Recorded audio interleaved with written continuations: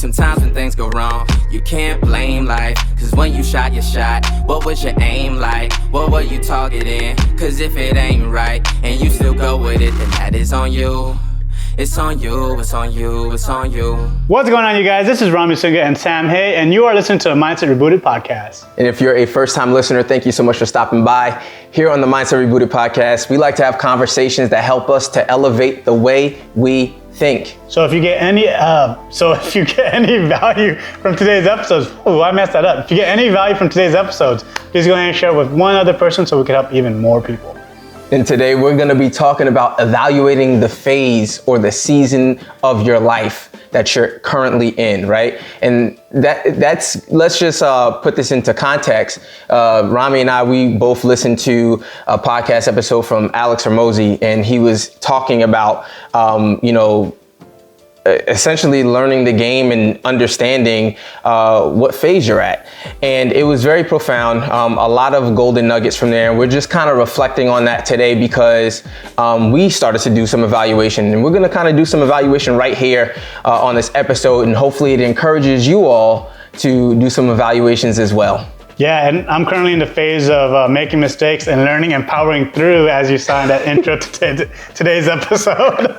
Honestly, I'm still in that phase too, and I don't think anybody will ever get out of that phase, really. I hope no one gets out of the phase of learning. I think, like you mentioned on a previous episode, have a lifelong learning mindset. I'm a total believer of that.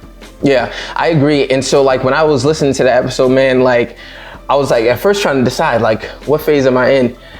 Is it the learning or the earning, right? And honestly, for me, it's both. Yeah. I think I'm a hybrid of both. I know Alex's episode was geared towards the 20-year-olds who were trying to, understand themselves and, telling them to compound their learning so that they could, have higher earnings at the latter portion of their life. For me, I'm 30, you know what I mean? So I did go through that stage, but I won't even say that I'm all the way at the earning stage. I'm still learning. I'm still trying to take my earning potential to a higher level, especially since recently I've been trying to transition more into the tech side of things. So that's also a new world for me. So it requires a lot of learning.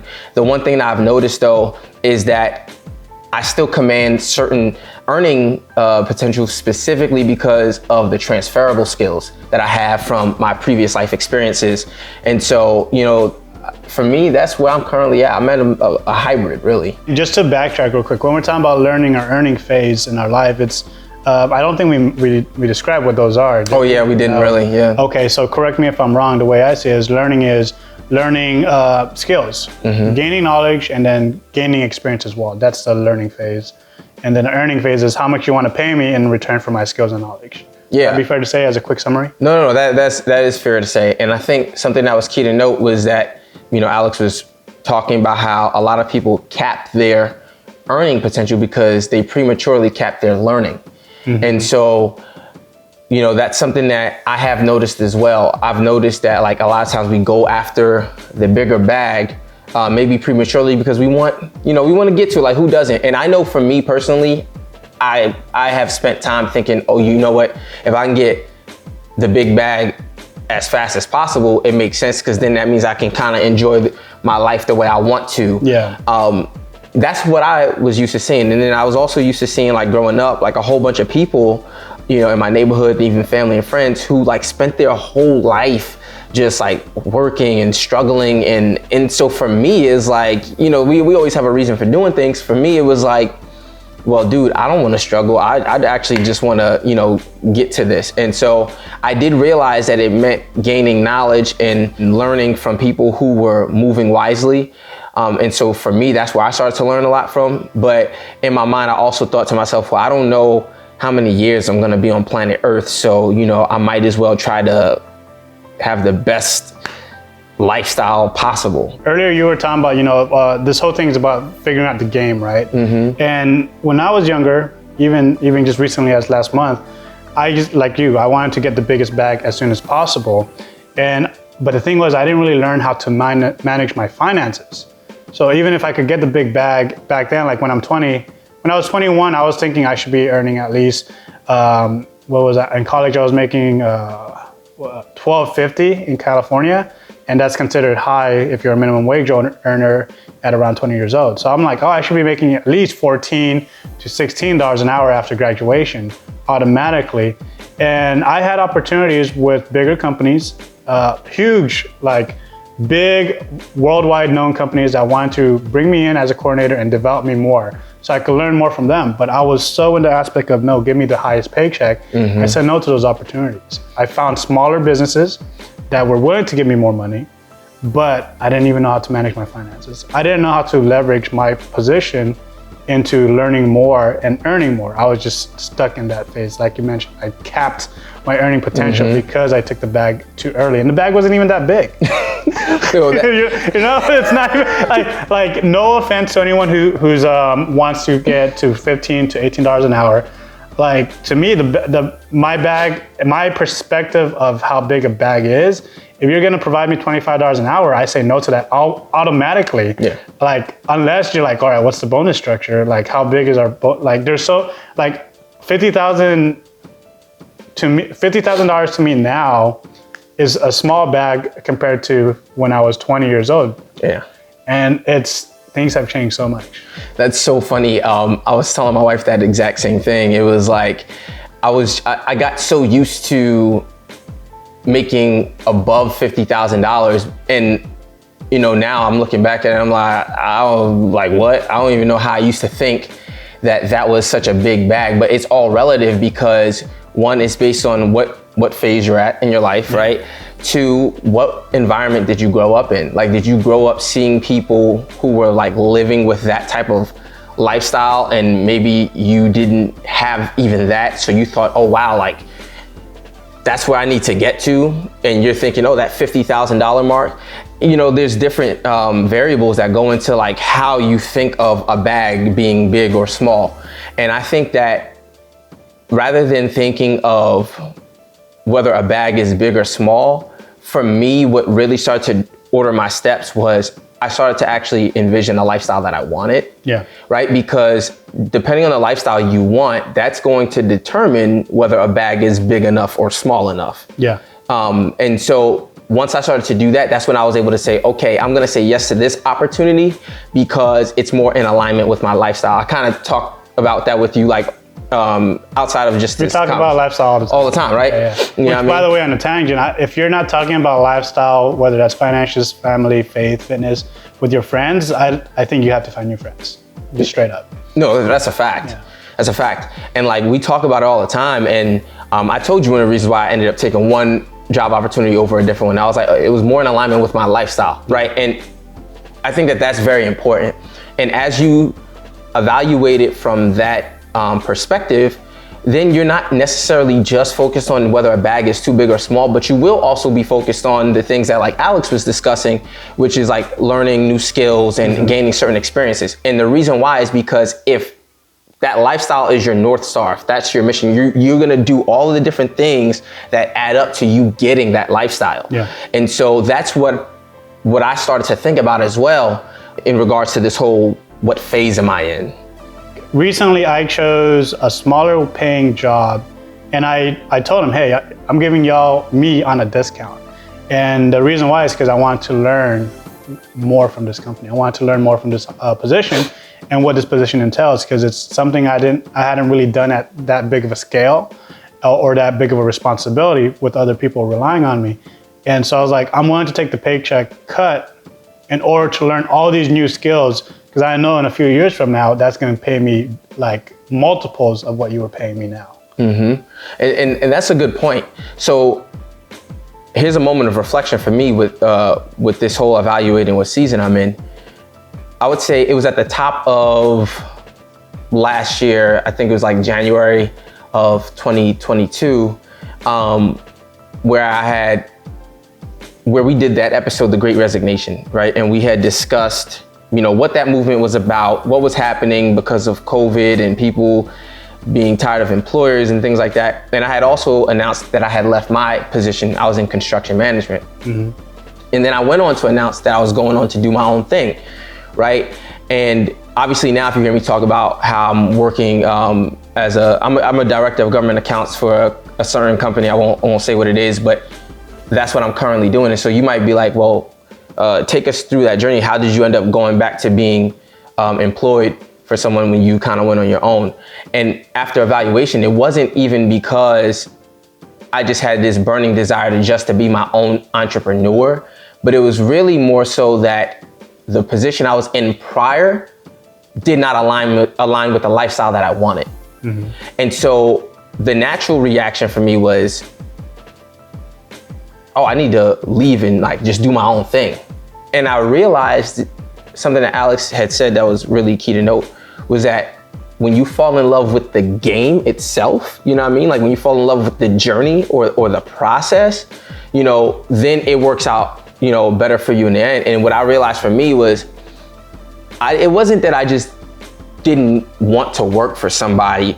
I wanted to be able to earn a bag and provide for my family in a way that aligned with my lifestyle, right? And if you're spending 8-12 hours a day doing a job that you really don't care for, or even if you don't care for it, if it just doesn't get you to that final destination that you're trying to get to, then you're not going to feel that sense of fulfillment. And so you may respond in different ways is what I've noticed. And so for me, that was that natural response. But now when I'm able to look at it in hindsight, I realized that I just needed to course correct the journey I was on. Mm-hmm. What was it that I was doing that wasn't working for me? What wasn't filling my cup? And what is it that I need to be doing that will fill my cup? And so that's kind of the phase that I'm in right now.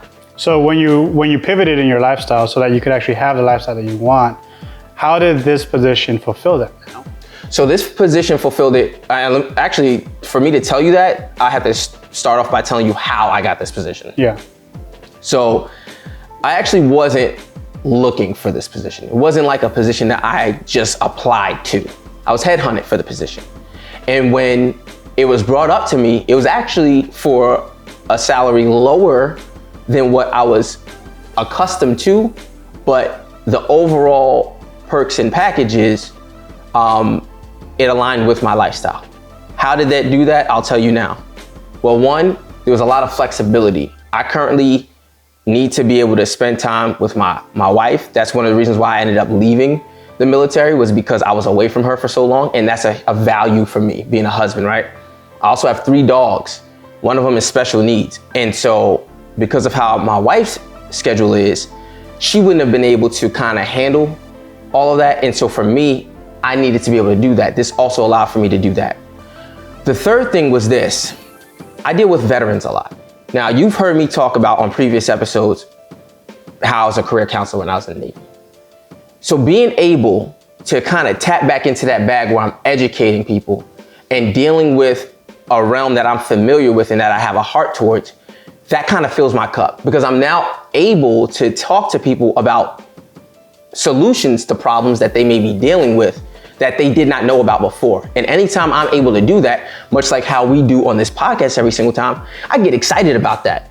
And so those are some of the things that made me say, you know what? This would kind of be the role for me. That's how I got to this point. And how is that fulfilling you now? It's fulfilling me because, like I said, being able to have those conversations, you know what I mean? And being able to see people learn about new things that could potentially benefit them that they didn't know about, that does that for me. Well, here, let me, that was a bad question. I'm sorry about that. I mean, like, so, because we're talking about learning phases and earning phases. In this position, what kind of phase is it?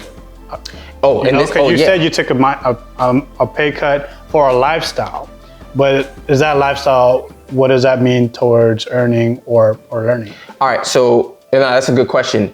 So the phase is both. I'm learning because the skills that I previously had were transferable to this position, but I'm also learning the processes of how to pretty much work with government, like the government side of sales. Yeah. Right. So if you're in the sales world, this is technically SLED or federal accounts. So SLED, state, local education accounts, or federal accounts. Yeah. Right. And so I'm learning because I never dealt with that side. And I'm able to pick the brains of my team lead, the VP of the company, and I'm able to figure certain things out, especially as I build these connections And with the people that I'm having conversations with, they're putting me on game of how certain things need to go. And so now I'm learning new things, right? Now, why is that helping me? Because that also is going to give me greater earning potential, right? Based on the experience that I'm gaining. And so I'm also, like, when I said the salary was a pay cut, it wasn't like too bad of a pay cut. Like, I mean, it was like, maybe like people would be envious of your salary. Essentially. Yeah, the general public would be envious. Exactly. You know what I mean? And not to mention the compensation package. So it's actually more delayed compensation as well in terms of bonuses and things like that, because the company's supposed to be acquired. So I don't know if you're allowed to say that. Are you allowed to say that? We didn't disclose the company. We didn't disclose the company. It's okay. Okay. I'm not too worried about it. It is what it is. And that's okay.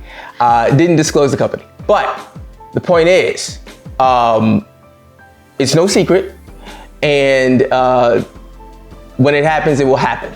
And so those are the different things that are going on in my mind, you know, and I feel good about it, you know what I mean? And like I said, especially since it aligns with my lifestyle. One of the things that I enjoy most is being able to have my time, right? And specifically to be able to travel, to be able to support my loved ones, to be able to spend time having conversations to help people get to where they need to be. Those are all things that fill my cup. And so if I was doing something else that was taking away from me being able to have all that time, even if I was getting paid significantly more, the way my mind works is that the more time you spend doing something, if you have a set salary, the more time you spend doing it, if it's not filling your cup, then actually you're getting paid less, right? Because you're gaining experience in areas that you don't necessarily care about. And two, you're spending so much time doing certain things that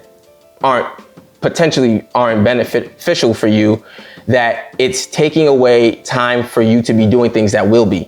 And so I'm gonna end this long rant by just saying the phase that I'm in right now is I'm both earning and learning, and I'm also feeling very excited and hopeful because of what I see is soon to come. Yeah. And I wanna do some tie-ins real quick. So you use transferable skills from your military background as a career counselor and other experiences in the military when you were in your 20s, right?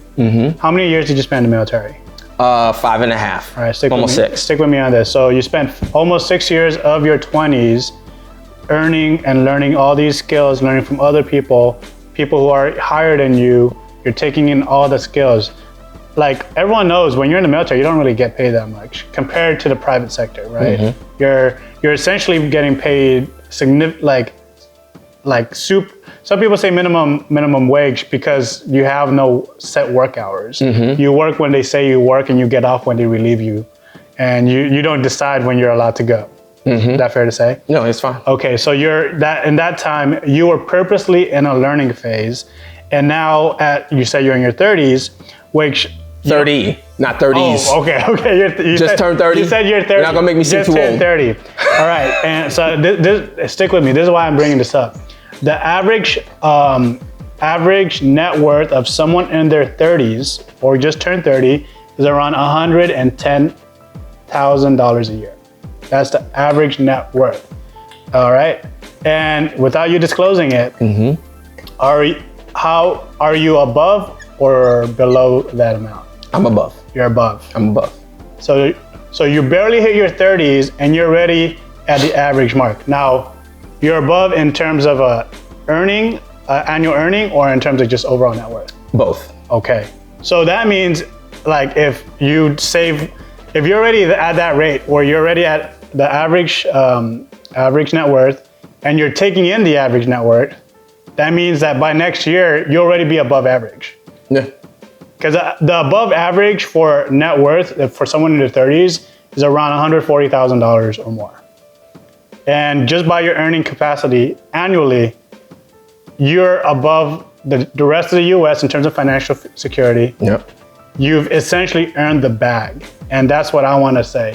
that when you were in your 20s, you were purposely learning. In previous episodes, you were telling me so much about how you wanted to promote early, how you wanted to learn, you wanted to learn and get all these certifications, get all these bullet points that people were reviewing you on in order to be the best that you can be. And now look at you 5 years later. Yeah. It's so interesting that you laid it out like that, because one of the things that Alex touched upon in this episode was that when you're in that learning phase and you don't know crap, you should be working double, triple, quadruple to be able to get you that experience faster that will get you closer to the earning, which is what I did. My times in the military, there were times, man, I was doing extra time. I mean, not only were we doing the 12-hour shifts, but then I would stay for a whole different shift to gain qualifications, to learn from the different quality assurance people, all of those different things. When I was overseas in Bahrain, exact same thing. I was doing so much of that. Most of my time was dedicated to that. But what it was doing was it was building my experience, it was building my network connections, and it was adding to my resume. So much so that when I ended up leaving the military, I ended up leaving not only with the bag saved, like savings, but also having offers that I didn't have to apply for. Yeah. Because it was like, hey, your resume is like absolutely amazing. You know what I mean? Hey, what's going on, everyone? It's your man, Sam Hay. And if you're getting great value out of this content, make sure you follow and subscribe. You don't want to miss it. Let's get back to the episode.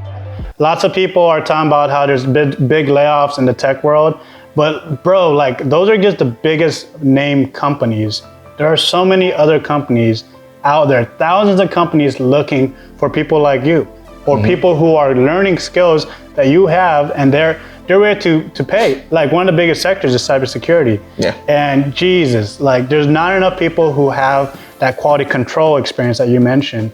And imagine, like, just off of your experience with the military, you've translated that into a sales role that is very, very comfortable towards your lifestyle, as well as financial. And a lot of people will be enviable. But you could also use those transferable skills from the military and now from the sales side, bring it to the cyber world. And now your bag, your average bag is at least 100 above minimum 6 figures now. Yeah. And that's why I want to relate to everybody. Like, and if you're in your 30s or in your 40s and you're like, man, I'm not even at that range, like, that's okay. Because what I'm trying to purposely point out is you purposely spent time learning and gaining all these skills so that in the future you could take money. And that is a very good point. And here's something I want to bring up in this conversation. Some people will look at my situation and be like, oh, dang, bro, like you're bringing it in. And you know what's crazy? I don't even feel that way. Feels normal to you. Feels beyond normal. In fact, in some respects, it feels subpar. And the reason why I say that is because of what I'm already envisioning. Because I'm not there, it doesn't feel something to be like, yes, I just made it. Like, I don't feel like that. Like, well, that's because you're playing the game. Playing the game correctly. Now, part of the game and part of the game that I'm learning is that the people who really know how to play the game are the people who don't posture. And what I mean by that is the people who don't buy all the flashy things, buy the new house, buy the new car and stuff like that. Like I've known you for years. You're a very humble person. You live very humbly. Not like where people could push you over, but you're not in people's faces that you're financially well off. You know? And because you do that, I know you're playing the game because you're in the phase while you're earning like this amount of money, you're also in the phase of how can I make more of this? How could I grow this bag to be not a bag, but like freaking vault. Like, and I see that, and that's the game. Is the game is not really to just I got money, I'm gonna spend it. Is I got money, now I'm gonna purposely use that money to move me forward. Yeah, that's a really, really great point, man.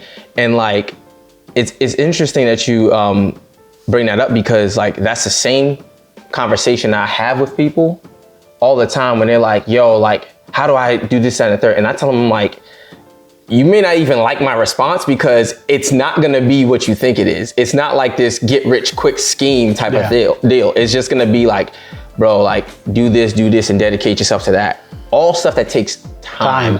Yeah, which is funny because this isn't just in the financial. This is where anywhere you want to be better at. Like when I was training Muay Thai in Austin over at Black Sheep Boxing, shout out to them. I told my coach, I was like, I feel uncomfortable when I kick with my left leg. His answer was like, shrug, just kick some more.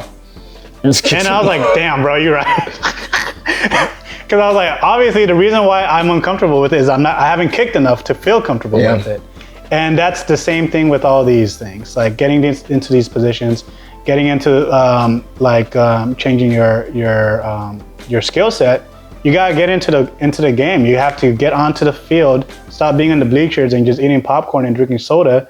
Get on the field, get some skills, get guidance, get training, so that you could be a starter, so that you could be that star. Yeah, and I would say this too.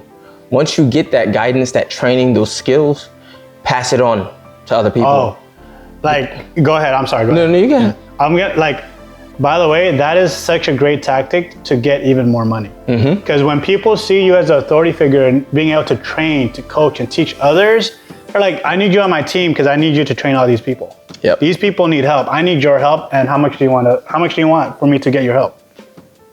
Like that is you compounding those skill sets, those knowledge base, the things that you learn in order to get a bigger bag. Absolutely. And the other thing that I've noticed, because this is, so if you've ever hear me talk on the previous podcast episodes, I've talked about how there's been positions I've gained without applying for them. And it's through the networking and influencing others. Usually when you pour into other people's cup and they go out, they remember what you did. Yeah. And so they think of you for other positions. You know what I mean? And so that's the reason, it's a great tactic, like you said, to get more money. Now, I'm not just doing it just because I'm trying to get more money, but it's a natural occurrence because of what you're doing by teaching and paying it forward. Exactly. Like on the marketing side, I have a lot on the social media marketing side of things. A lot of the gigs I get hired for, or I get consultation gigs for, is because I just give all the sauce away. I just tell everyone this is what I'm learning, this is why you helped me, this is how I accomplished this. And then they're reaching out and they're asking like, hey, I want you to do what you did for me, or I want you to consult how I could learn off of your experience. Mm-hmm.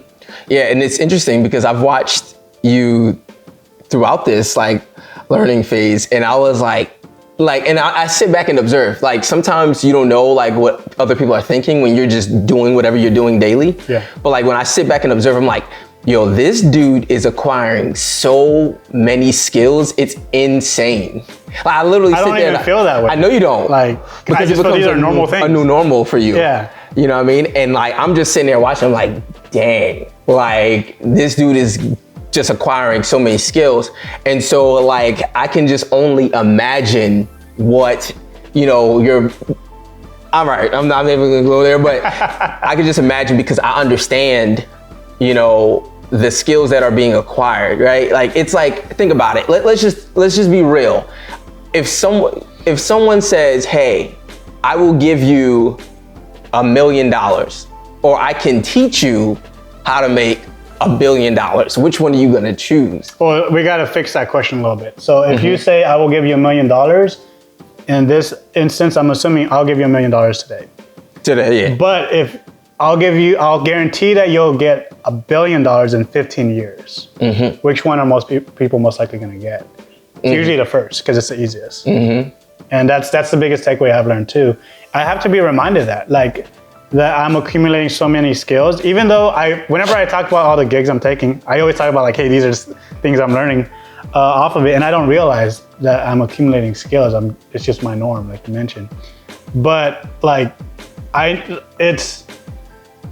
I've learned that I gotta accumulate all these skills so that in the future, I have the bag that I want.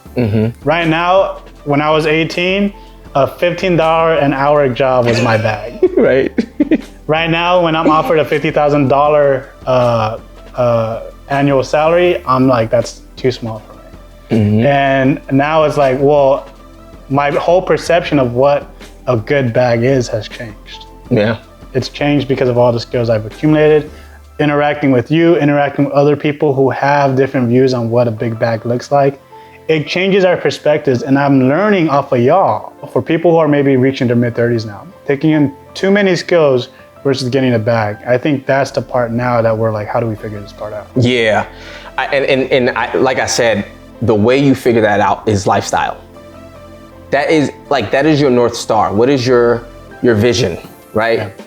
To me, that's how I figure it out. Because you're gonna have so many competing voices and there's gonna be so many different things that are enticing. But until you figure out you and like what you like legitimately are looking for, like that broad spectrum of what you're looking for, it's gonna be very hard to know when to leverage experience versus when to do this. You'll know based on following that North Star. That's really the point. That's the reason why I still drive the same 2014 Nissan Sentra. That's one of the ways I know you're humble. Because I'm and hey, you're getting this from a person who doesn't own a car. And I'm like, and when you're so here. It's not even a car that is what makes me like, oh, you're very humble. It's the fact that you use 2 straws as your phone holder in the car vent. He set up 2 straws in the vent of the car to hold up his phone. You can't even get a phone holder? Yo, all right. And you're no shame in it. You're like, yeah, that's what we used to hold up our phone. And I'm like, you're the right guy. You and Devaney are right people. So listen, it was Dev that did it. It happened because she's like one of the most resourceful people I know. We were on a drive back from Tahoe and it was dangerous because you're not supposed to be watching nothing while you're driving, but we were watching something. And so to hold up the phone in an area where I could both see the road and the screen, she ended up putting 2 straws inside the vent and put a rubber band around it to make sure that the phone had a place to be secure and not slide down the straws. Yeah. And it worked. And that was just on the fly. And I just left it there just because I was just being a lazy bum and not pulling it out, but that was all. But yes, like some people, they be like I remember one guy, he told me, he said, man, the way you are, I would have thought that you drove a little bit more of a classier car. Yeah. And I told him, I was like, honestly, bro, the way my mind works is that if it's not adding, it's subtracting. Yeah. Right? So like if I get another fancy car, to me, the way I think is if I can't drop the bag on that car and like not have any like car note, or if I was to get a car note and it was gonna be like a huge car note, to me, that's taking away from what I'm looking to do, right? I like to have savings so that I can use it for investing and travel. Those are the 2 things that I love to use it for. Investing, travel, and then the other thing I like to use it for is for emergencies. In the event something pops up because life inevitably happens, I like to do that. The other thing I like focusing on is building my credit. I looked at my credit score the other day and it showed that it was higher than average people my age, right? Pristine. Yeah, it was pristine. Yeah. I'll tell you what it is. Excellent? It's an 820. Okay, so that is excellent. Excellent, yes. So we use the standard terms, excellent as the highest level. Correct. Yeah. I wasn't gonna let you disclose it, but dude, 820 is freaking high as It's insane. That is an excellent credit score. Yeah, and some people like they don't care about it, but I was sharing with some people I know, I was like, the reason why the credit thing mattered to me, not as a status symbol to be like, oh yeah, I have great credit, because I really don't ever really talk about my credit, especially this is like the first time I'm saying it on camera. The reason why I tell them it matters to me is because I looked at it as I need to be able to leverage other people's money without owing them a lot on interest. Mm-hmm. If you're thinking business-wise, it's always great to use other people's cash to make you more money. Yeah. And when you have a bag or you have assets as collateral and you have great credit, that helps you to do so.